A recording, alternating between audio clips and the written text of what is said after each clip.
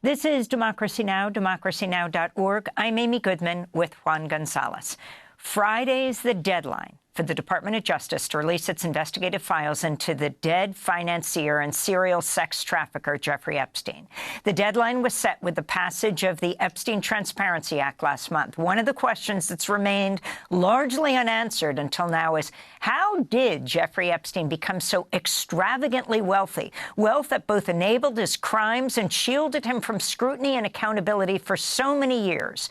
Well, a new investigation by the New York Times uncovered details about Epstein's rise previously unreported and provides an answer.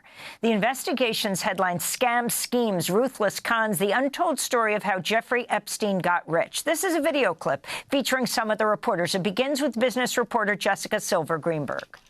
How did Jeffrey Epstein have the financial backing to abuse what turns out to be hundreds of young women and girls? The hundreds of millions of dollars that Epstein amassed, the palatial estates and aircraft. Connections to some of the wealthiest, most established people all over the world. There's been a tremendous number of conspiracy theories and myths. From he was running a huge blackmail operation to he was affiliated with spy agencies. Through months of reporting and digging through documents. People's diaries, letters, old photo albums. The answer is he stole it. He stole it. The New York Times investigation begins with Epstein in his early 20s, a college dropout teaching math at the prestigious Dalton High School here in New York. He's introduced by a student's father to Ace Greenberg, the future chief executive of Bear Stearns, an introduction that changed Epstein's life. For more, we're joined by New York Times Deputy Investigations Editor David Enrich, who co-wrote the new piece. We thank you so much for being with us, joining us from Dobbs Ferry. Can you name names, lay out Jeffrey Epstein's rise, the critical importance of the people he connected with, and the lies, the thievery, all that you lay out after, what, months, years of this investigation?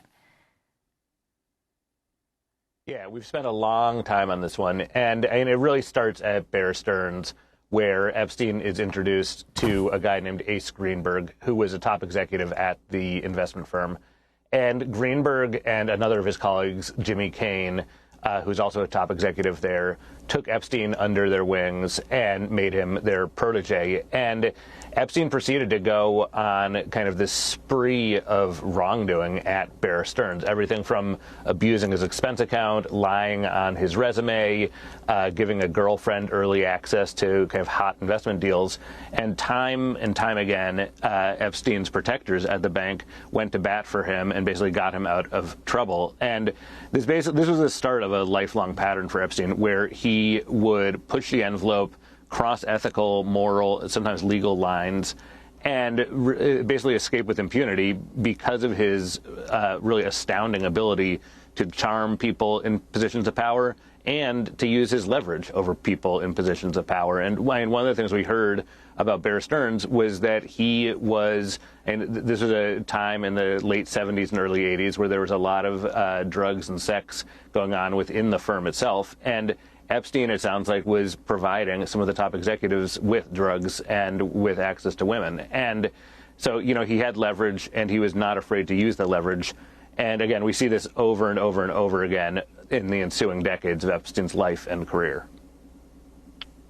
And David, one of the key figures that he cultivated was the Harvard law professor Alan Dershowitz. Could you talk about how they got together and the importance of Dershowitz in his rise? Yeah, and Dershowitz is interesting because he is both, and he goes on to become Epstein's kind of leading defender and leading protector.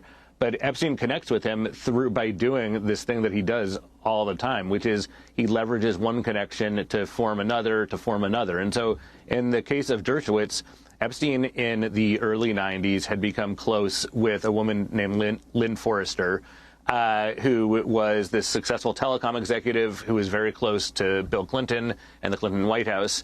Epstein befriends her. She is friends with Dershowitz. And Forrester asks Dershowitz if Epstein can come over and visit him. So Epstein and Dershowitz get together on Martha's Vineyard, and Epstein convinces Dershowitz to fly out to Ohio with Epstein for a birthday party for Les Wexner, who is the billionaire retail tycoon who owns brands like Victoria's Secret. And this is the start of a years-long and very fruitful relationship for both Epstein and Dershowitz. I mean, Dershowitz gets a lot of notoriety and, I think from his perspective, probably fame from his representation of Epstein. And Epstein, for his part, gets this access to a world-class lawyer who engineers a sweetheart deal for him in around 2007 that gets him basically out of trouble when he was facing a sex trafficking and money laundering investigation in Florida.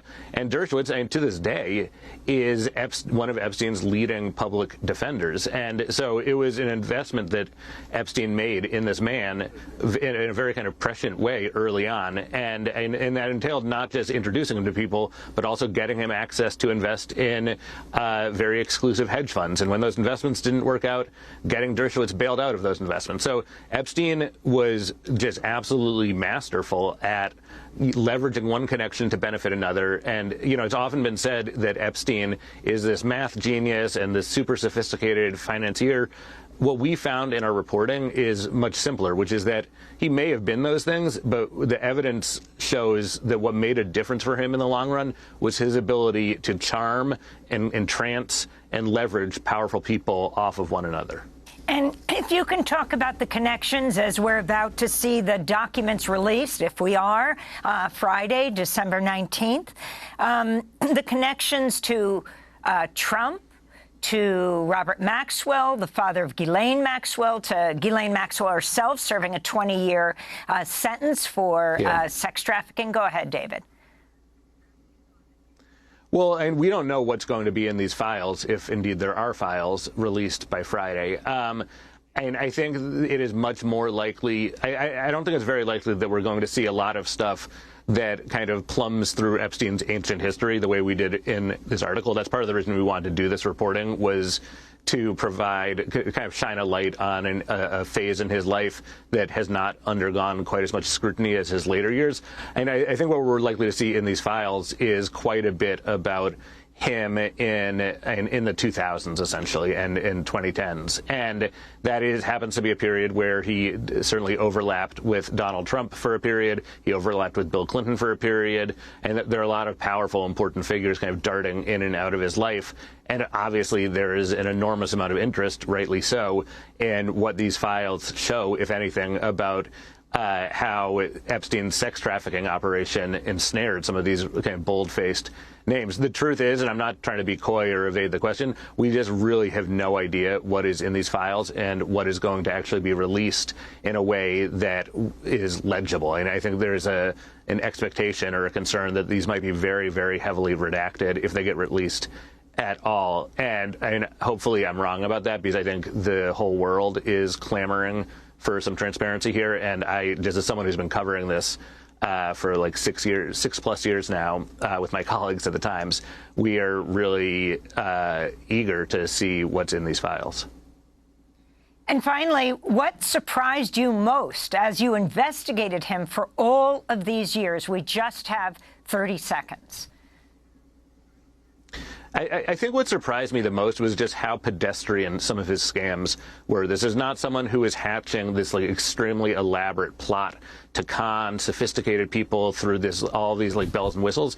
He was just grabbing people's money and running with it. And for all of the attention that's been paid to the possibility of Epstein being part of spy services or running this really sophisticated blackmail operation, the truth that we found, and there may be more to it, but what we found was much more run-of-the-mill and kind of low-level than that.